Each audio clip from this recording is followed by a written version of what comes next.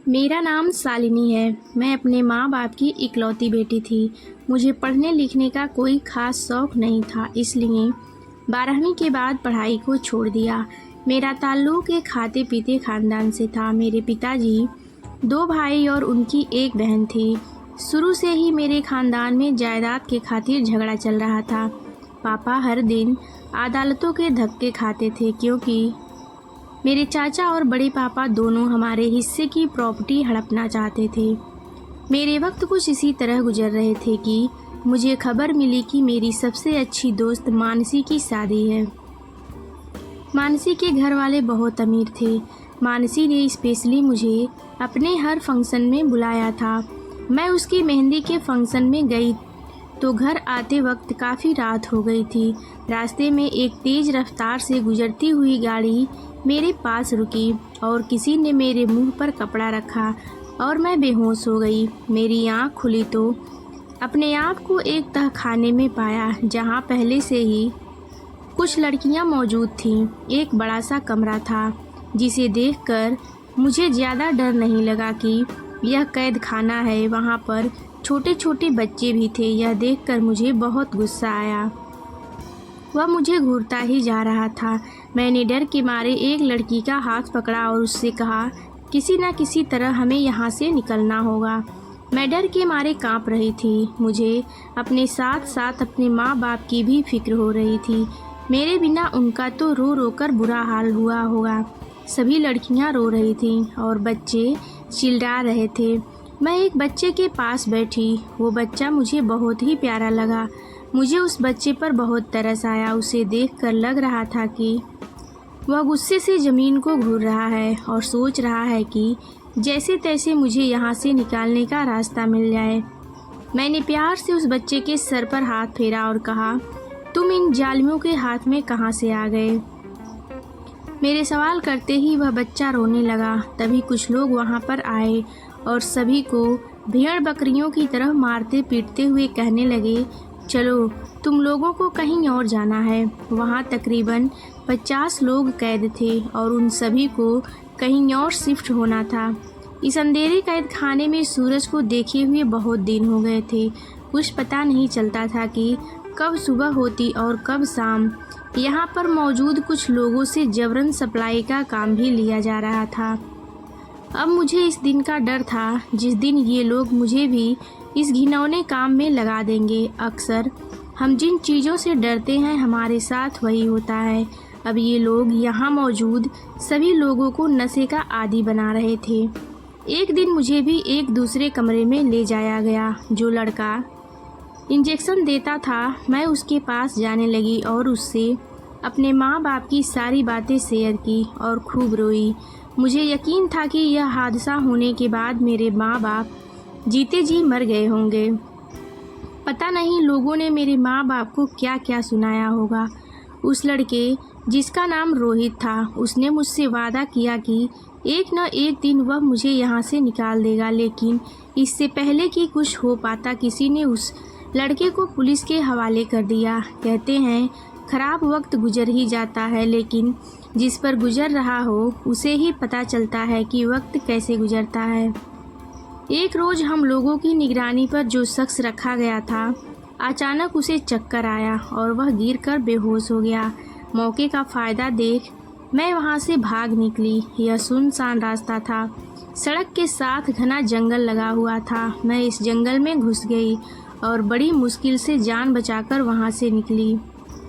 रात काफ़ी हो चुकी थी। मैंने सड़क पर जाती गाड़ियों को रोकने की कोशिश की, लेकिन रात के इस वक्त कोई लिफ्ट देने को तैयार नहीं था। मैंने पैदल ही वहाँ से चलना शुरू किया, लेकिन 2 दिन से भूख और नशे की आदत की वजह से मेरा चलना मुश्किल हो गया था।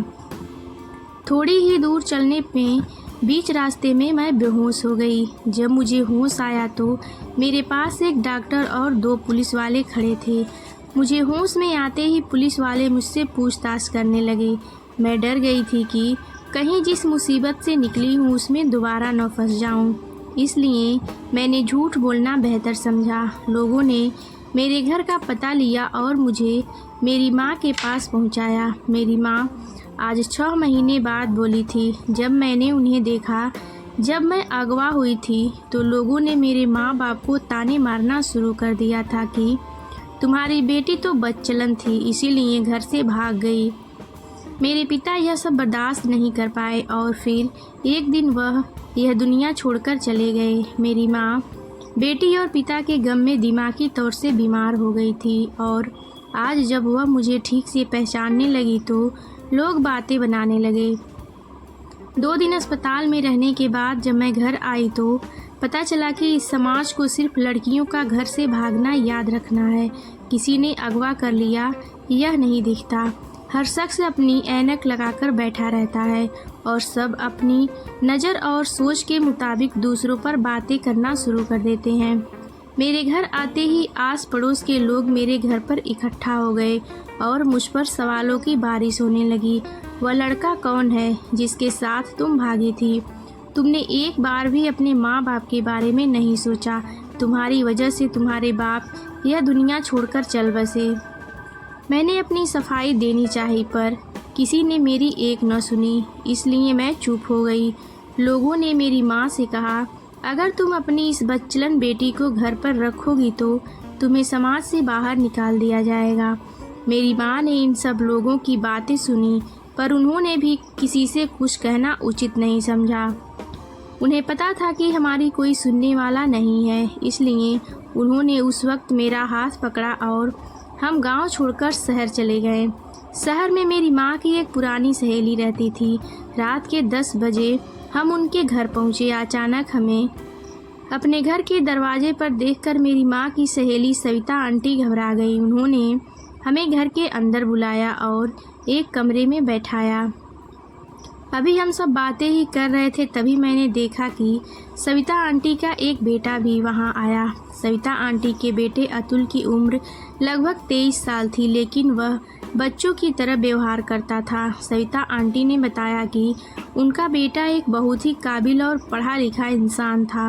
वह अपने कॉलेज का बेस्ट प्लेयर था, पर एक बार मैच खेलने के दौरान किसी खिलाड़ी ने उसके सिर पर भारी चीज़ मार दी। वह बेहोश होकर गिर पड़ा और पूरे 1 महीने अस्पताल में रहा। उसकी हालत में सुधार तो हुआ, लेकिन उसके दिमाग का एक हिस्सा खराब हो गया, जिसकी वजह से वह अब बच्चों की तरह व्यवहार करता है। हम माँ बेटी सविता आंटी के घर रहने लगे। अतुल सारा दिन अपने कमरे में पड़ा रहता या अपनी माँ से जिद करके अपनी बात मनवाता। अतुल मुझसे घुल मिल गया था। वह मुझसे देर रात तक बातें करता। धीरे धीरे हमारा वक्त अच्छे से गुजरने लगा। सविता आंटी का हम पर बहुत बड़ा एहसान था, क्योंकि इस मुश्किल वक्त में उन्होंने हमें अपने घर पर पनाह दी।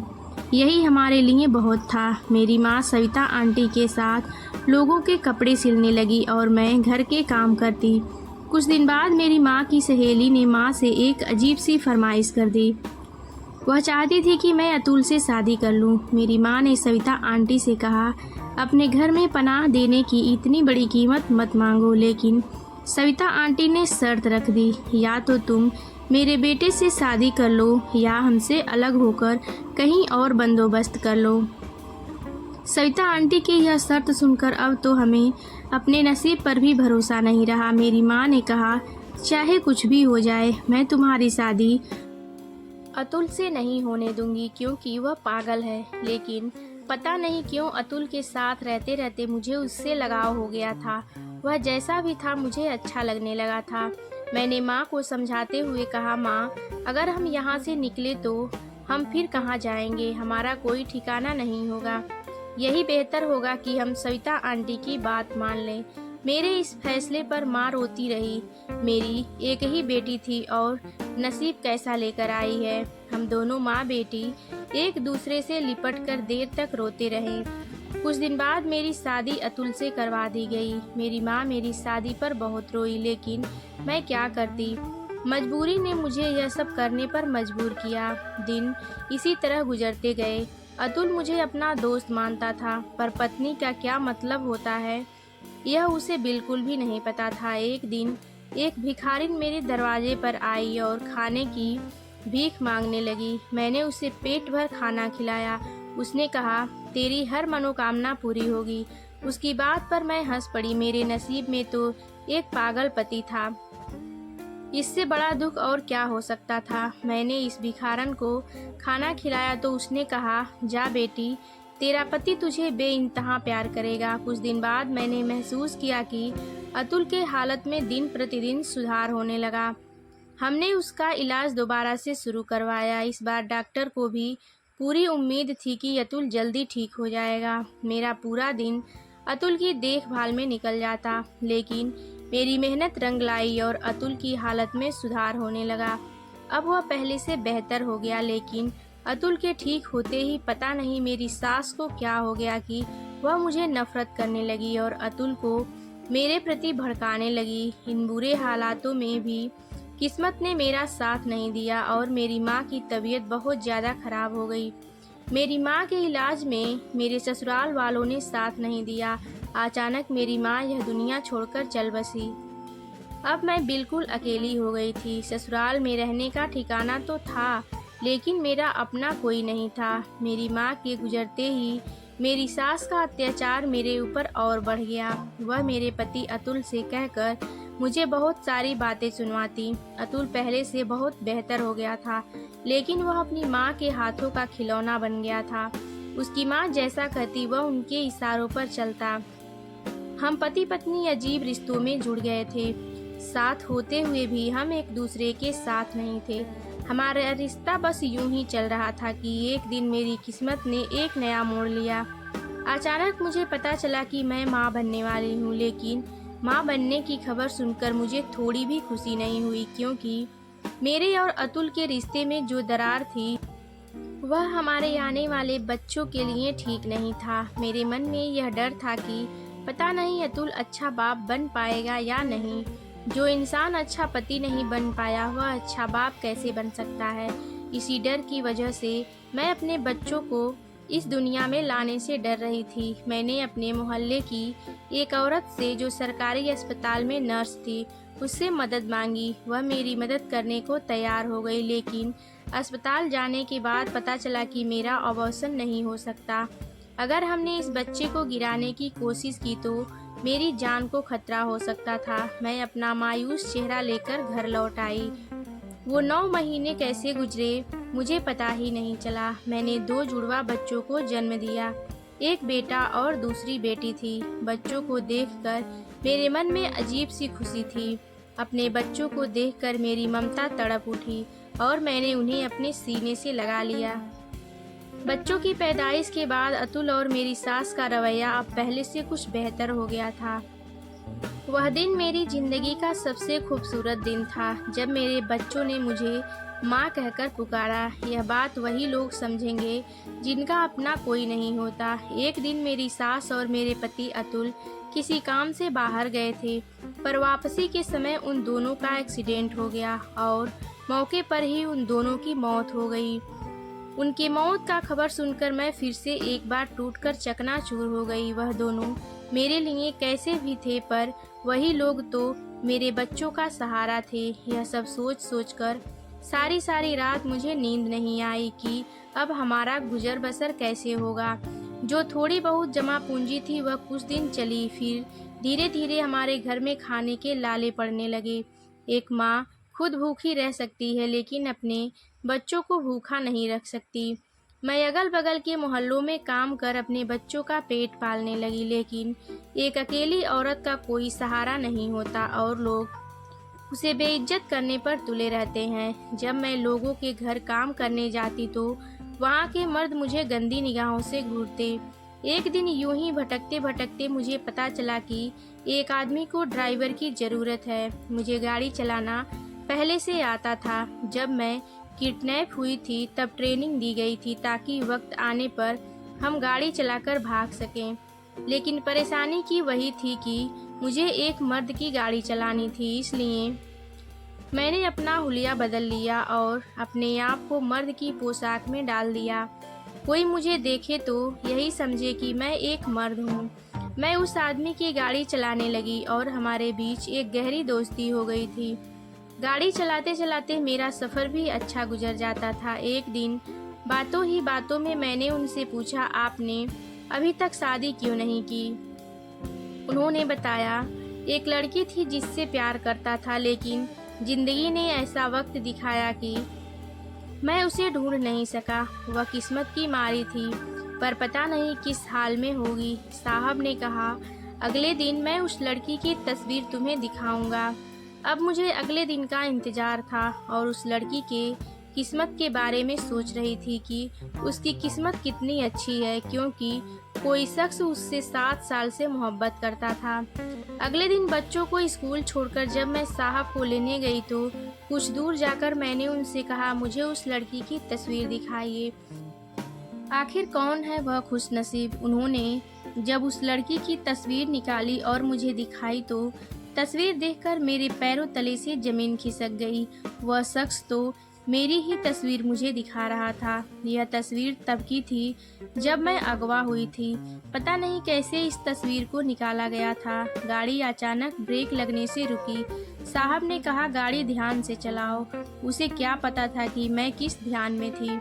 उसने मुझे बताया कि 7 साल पहले वह गैंग का हिस्सा थी। उसका पिछला रिकॉर्ड एक क्रिमिनल का था, लेकिन फिर एक दिन उसने एक चेहरा देखा जिसे देखकर उसने खुद से वादा किया कि वह इस दलदल से निकलेगा और उस मासूम लड़की को भी निकालेगा। उसने बताया, मैं वहां पर मौजूद लोगों को नशे का आदी बनाता था, लेकिन जब मैंने उस लड़की को देखा तो उसके प्यार में खो गया। फिर मैं पुलिस का सरकारी गवाह बन गया।